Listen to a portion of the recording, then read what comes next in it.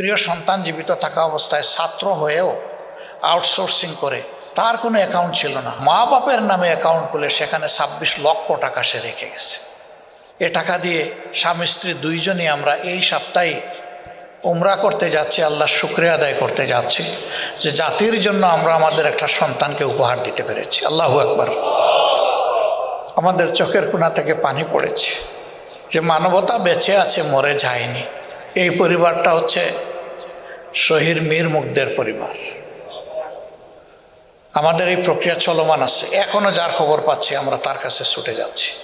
তবে শতবার চেক এবং কাউন্টার চেক করে 100% নিশ্চিত না হওয়া পর্যন্ত আমরা এই বইয়ে কারো নাম তুলে আনছি না। কারণ আমরা চাই না একটা বিতর্কিত মানুষ এখানে আসার পরে যেন সমস্ত ইতিহাস মান হয়ে যায়। আপনারা দোয়া করবেন, মানুষ ভুল ত্রুটির ঊর্ধ্বে নয়, কিন্তু এই সেন্সিটিভ বিষয়টা আল্লাহ যেন আমাদেরকে বিশেষভাবে সাহায্য করে। অনেকে অবাক হয়েছে যে এই স্বল্প সময়ে মাত্র 6 মাসের ভিতরে আপনারা এই অসাধারণ কাজটি কিভাবে করলেন। আমি বলি যে আপনাদের দোয়া ছিল আর সকলের সহযোগিতা ছিল, বিশেষ করে আল্লাহ তাআলার সাহায্য ছিল, এই জন্য সম্ভব হয়েছে। আমরা এবার আমাদের আহত পঙ্গু ভাই বোনদের ব্যাপারে হাত দিয়েছি। তারও 2টি ভলিউম ইতিমধ্যে সম্পন্ন হয়েছে। আমার ধারণা এটা 50 ভলিউমের ঊর্ধ্বে হবে। আমরা থামবো না ইনশাআল্লাহ। আমরা খুঁজে খুঁজে সবাইকে বের করব এবং তাদেরকে ইতিহাসের পাতায় তুলে আনব। এই কাজটি কোনো দলের ছিল না, এটা সরকারের ছিল। আমরা বিস্মিত, আমরা অবাক, সরকার কেন এই কাজ করে নাই, অথবা করার কোনো আগ্রহ পর্যন্ত তারা প্রকাশ করে নাই। এই সরকার তো রক্তের উপর বসা, শহীদ এবং আহত ভাই বোনদের রক্তের উপর বসা। শহীদ পরিবারের কাছে তারা যাবেন, অনেক আশার বাণী তারা শুনিয়েছেন। কতটুকু গিয়েছেন না গিয়েছেন এই ব্যাপারে আমি কোনো কথা বলতে চাই না। এর বাস্তব সাক্ষী হচ্ছে শহীদ পরিবার। আহতদের চিকিৎসার নিশ্চয়তা দিয়েছিলেন, কিন্তু আহতরাই তার সাক্ষী, তারা সেই নিশ্চয়তার ওয়াদা পূরণ করতে পারেননি বা করেননি। এই ক্ষেত্রে বারবার আমরা তাগদা দেওয়া সত্ত্বেও তাদেরকে আমরা দুর্বল দেখতে পেয়েছি। একটা দল হিসাবে আমরা 3টা দেশকে অনুরোধ করেছিলাম, আপনারা মেহরবানি করে এগিয়ে আসুন। আপনাদের সামর্থ্য আছে এবং স্বাস্থ্যসেবায় আপনারা আমাদের চেয়ে বহু অগ্রসর হয়ে আছে। এর মাঝে 2টা দেশ চমৎকারভাবে সাড়া দিয়েছে। তারা তাদের মেডিকেল টিম পাঠিয়েছে। 1 মাস 1.5 মাস এখানে থেকে তারা যতটুকু পেরেছে তারা সেবা দিয়েছে।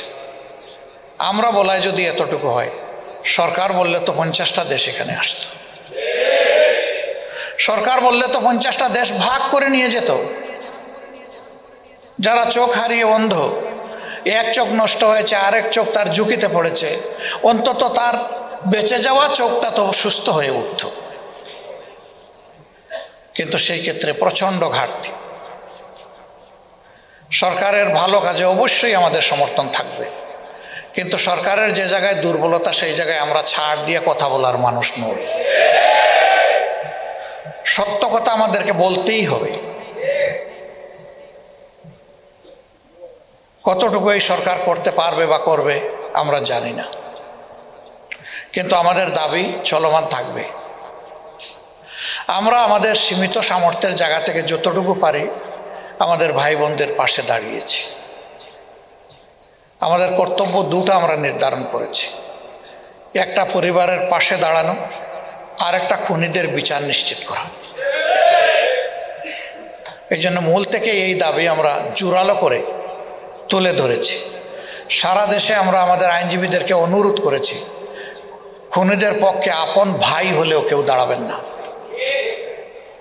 আদালতে কেউ দাঁড়াবেন না। আপনারা 2-1 জায়গায় একটু বিচ্ছিতি হয়েছে, সাথে সাথে আমরা গলা চেপে ধরেছি যে আপনার এই সম্পর্ক কি জাতির দায়িত্ববোধের চাইতেও বড়?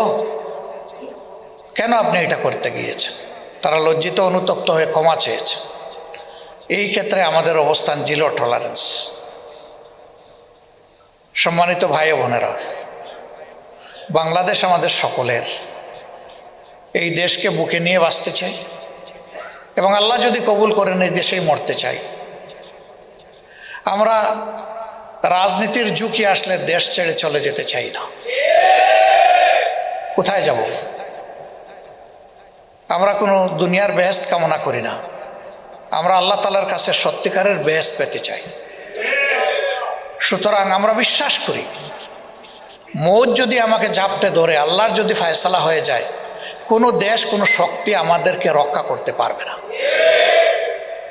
আর যদি আল্লাহ তাআলার প্রোটেকশন থাকে, হেফাজত থাকে, কোনো দেশ ব্যক্তির শক্তি আমাদের কোনো ক্ষতিও করতে পারবে না। এই বিশ্বাস, এই বুদের জায়গা থেকে আমরা 15.5 বছর বাংলাদেশের মাটি কামড়ে এখানে পড়েছিলাম, আর দেশ ছাড়িনি।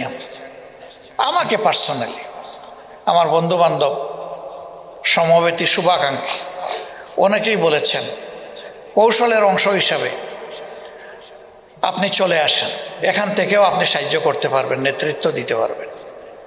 আমি বলেছি একটা নামাজের জামাত শুরু হয়েছে, লোকেরা সেজদায়, আর আমি মেহরাবের জানালা দিয়ে পালিয়ে যাব, আমি সেই লোক নই। আমার জন্য দোয়া করেন, আমি যেন এখানেই থাকতে পারি। এটা শুধু আমি না, আমার অনেক সহকর্মীর ব্যাপারে এক ধরনের অফার এসেছে। কোনো দেশ আমাদেরকে বলেছে আপনারা আসুন, আমরা আপনাদেরকে বুক পেতে নেব এবং আপনাদের নিরাপত্তা আমরা দেব।